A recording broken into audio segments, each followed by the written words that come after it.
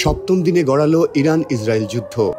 বুধবার রাতভর ইসরায়েলকে লক্ষ্য করে ক্ষেপণাস্ত্র হামলা চালিয়ে গেছে ইরান, আর ইসরায়েল তেহরান ও এর আশেপাশের এলাকায় বিমান হামলা অব্যাহত রেখেছে।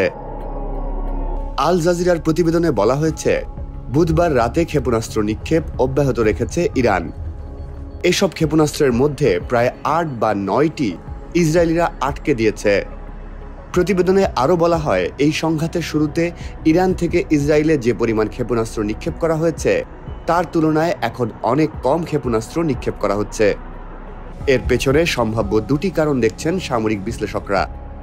ইসরায়েলের হামলায় ইরানের ক্ষেপণাস্ত্র নিক্ষেপের সক্ষমতার অনেকটাই ধ্বংস হয়ে গেছে, কিংবা দীর্ঘস্থায়ী যুদ্ধের প্রস্তুতি হিসেবে ইরান তাদের ক্ষেপণাস্ত্রের মজুদ ধীরে ধীরে ব্যবহার করছে।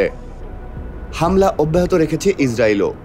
ইসরায়েলি সেনাবাহিনী টুইট বার্তায় লিখেছে, তারা তেহরান ও ইরানের অন্যান্য অঞ্চলে একের পর এক হামলা শুরু করেছে, তবে এসব হামলা সম্পর্কে বিস্তারিত জানায়নি।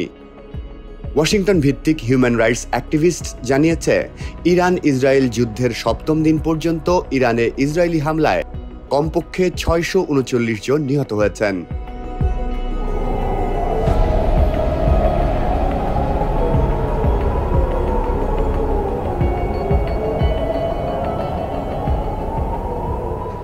এই ঈদে জামা জুতো অ্যাক্সেসরিজের ডিসকাউন্ট।